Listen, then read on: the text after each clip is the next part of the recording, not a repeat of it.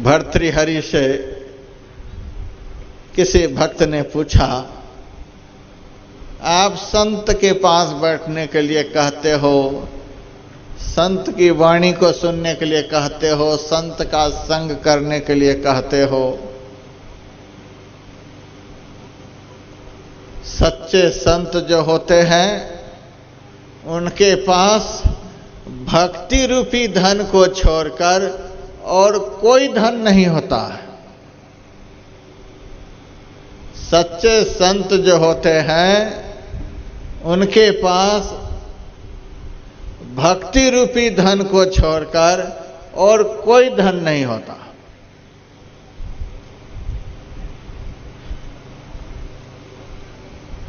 कल हमको मोबाइल पर हमारे साथ के आदमी नहीं दिखलाया देवराहा बाबा के स्वरूप को। बहुत बड़े महापुरुष हुए थे, उत्तर प्रदेश में वे महापुरुष हुए थे। उनके पास 1977 ईस्वी में लोकसभा चुनाव में हारी हुई इंदिरा गांधी गई थी। पता नहीं किसने क्या उनको सलाह दिया कि उस संत के पास जाओ तभी तुम्हारी बिगड़ी बनेगी। सारी दुनिया के लोग चुनकर भी, वोट देकर के भी जो पद नहीं प्रदान कर सकते, उससे अनंत गुना महत्वपूर्ण पद संत दृष्टि मात्र से ही प्रदान कर देते हैं, कृपा मात्र से प्रदान कर देते हैं। जाओ संत की शरण में। और इंदिरा गांधी पहुंच गई और अपने अंदर की व्यथा सुनाती है। उस संत ने कुछ भी नहीं कहा, केवल इंदिरा गांधी की तरफ देखा। वह मन ही मन सोचती है, बोलते तो कुछ भी नहीं, केवल देख रहे हैं।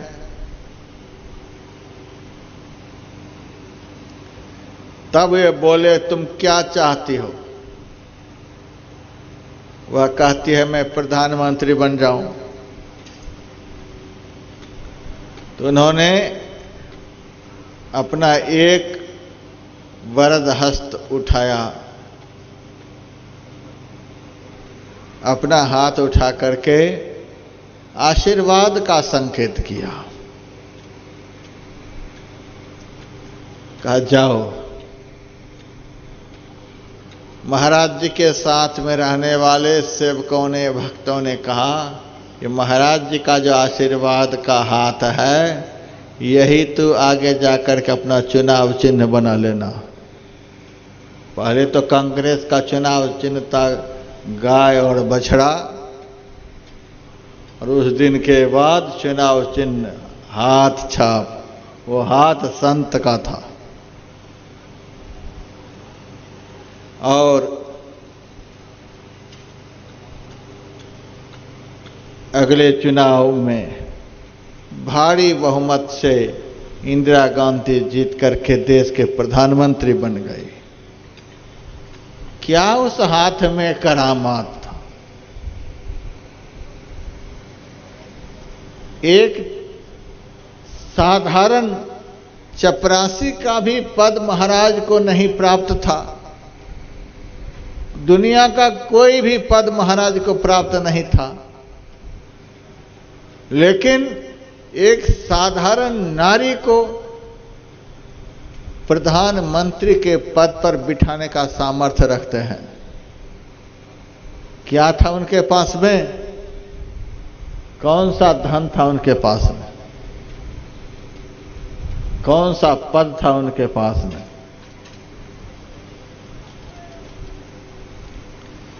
नारद जी ने भक्ति सूत्र में लिखा हुआ है, यत् प्राप्य पुमान न किंचित वांछति न सोचति जिस चीज को प्राप्त करके आदमी कोई भी इच्छा नहीं करता है, उनकी सारी इच्छाएं समाप्त हो जाती हैं, वह कुछ भी नहीं सोचता है, न किंचित सोचती। हम लोग दिन रात सोचते ही रहते हैं। एक आदमी को मैंने देखा, बहुत हट्टा कट्टा था, 4-5 साल के बाद आया, बहुत दुबला पतला। अरे यह क्या हो गया? महाराज शुगर हो गया है, शरीर गल गया। मैंने कहा शरीर गला कैसे? महाराज सोचते सोचते। संसार के विषय में सोचते रहोगे तो शरीर गल जाएगा, भगवान के लिए सोचते रहोगे तो मन गल जाएगा। इंद्री थकित गलित मन हुआ, आशा सकल भुनी, जब से अनहद घोर सुनी। परमात्म चिंतन करोगे तो मन गल जाएगा, और मन गल जाएगा तो परमात्मा मिल जाएगा। और संसार के विषय में सोचते रहोगे तो शरीर गल जाएगा, और शरीर ऐसे गल कर मर जाएगा, खत्म हो जाएगा, तो घोर नरक मिल जाएगा। तो सोचते सोचते आदमी मर जाता है। ये क्या हो गया? शरीर गल गया, दुबला पतला हो गया। साधु संत महात्मा जो होते हैं कभी सोचते नहीं हैं। संसार के विषय में सोचते रहना, यह नहीं मिला, वह नहीं मिला, वह नहीं मिला, वह नहीं मिला, यह मिल जाए, वह मिल जाए। संसार के विषय में सोचते रहना, उसको चिंता कहते हैं। संसार बनाने वाले के विषय में सोचते रहना, वे कैसे मिलेंगे, उनका दर्शन कैसे होगा। संसार बनाने वाले के विषय में सोचते रहना, इस सोच को चिंतन कहते हैं। चिंतन से शारीरिक बल बढ़ता है, आत्म बल बढ़ता है, ज्ञान बल बढ़ता है। जितने सद्गुण हैं, समग्र सद्गुणों का बल बढ़ता है। और संसार के विषय में सोचते रहने से, संसार के प्राणियों पदार्थों के विषय में सोचते रहने से सारे आध्यात्मिक बल, समग्र सद्गुणों का बल नष्ट हो जाता है, और दुर्गुणों का बल प्रबल हो जाता है, इंद्रियों का बल प्रबल हो जाता है, जो उनके दुर्गति का कारण बन जाता है।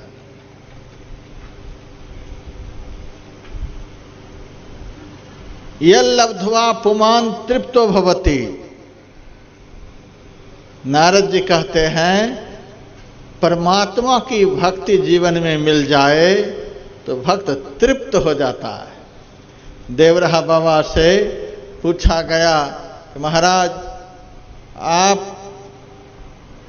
कुछ खाते पीते नहीं हैं, और फिर भी आपका शरीर सैकड़ों साल से चल रहा है, क्या बात है?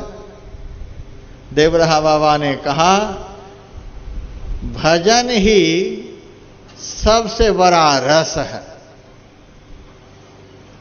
भजन करने वाले को भजन से रस मिलता है। जैसे फल से रस मिलता है, वैसे ही भजन से रस मिलता है। फल का रस तो एक मात्रा में निकलता है और वह पच जाता है, वह खत्म हो जाता है। लेकिन भजन से जो रस मिलता है, वह रस कभी खत्म नहीं होता है। उस रस का अपने अंदर में विस्तार होता चला जाता है। भजन करते जाएं और वह रस बढ़ता जाएगा। फल खाते खाते भले उसमें बहुत रस हो, पौष्टिकता का गुण हो, बहुत खा लेंगे तो पेट फट जाएगा, आप मर जाएंगे। और भजन रूपी जो फल है, उसको आप खाते जाएंगे अंधकार फट जाएगा, प्रकाश मिल जाएगा, अज्ञान फट जाएगा, ज्ञान मिल जाएगा, असत खत्म हो जाएगा, सत मिल जाएगा। यल्लब्ध्वा पुमान् तृप्तो भवति, भजन रूपी रस जिसको मिल जाता है वह तृप्त हो जाता है। रोटी मिले चाहे नहीं मिले, पानी मिले चाहे नहीं मिले, बिना रोटी पानी का ही उनका शरीर सदैव तृप्त रहता है। आपके अंदर एक से एक दिव्य यौगिक नाड़ियां हैं। ईड़ा नाड़ी है, पिंगला नाड़ी है, सुषुम्ना नाड़ी है, गज्जिह्वा नाड़ी है, पूषा नाड़ी है, गांधारी नाड़ी है, अलम्बुषा नाड़ी है। ये सब दिव्य योगमयी नारियां हैं। जिस नारियों के उन्मेष होने से, जिन नारियों के जागृत होने से अपने आप शरीर का पोषण होता है। किसी नारी के विकसित होने से आपके शरीर में विष्ठा भी लिपटा हुआ है तो भी बदबू नहीं निकलेगी, आपके देह से खुशबू फैलेगी। आप घोर अंधकार में भी बैठे रहेंगे, एक नारी है पूषा, उस नारी के विकसित होने से अंधकार में भी आपका शरीर सूरज की तरह चमकता रहेगा। एक नारी है गज जिह्वा, उस नारी के विकसित होने से अपने आप ही आपके शरीर में जो ऊर्जा की कमी होती रहती है उसका पोषण होता रहेगा। इस प्रकार से हमारे शरीर के अंदर में एक से एक दिव्य योगमयी नाड़ियां हैं। जो नारी सच्चे संत की सद्युक्ति के अनुसार भजन करने से जागृत होती है, चैतन्य हो जाती है और अपने आप मन का पोषण होता है, तन का पोषण होता है, आत्मा का पोषण होता है, अपने आप पोषण होता रहता है। और देवराहा बाबा ने ऐसा बतलाया, यल्लब्ध्वा पुमान् तृप्तो भवति। भजन ही एक ऐसा रस है जिसकी प्राप्ति होने से आदमी का जीवन रसमय हो जाता है।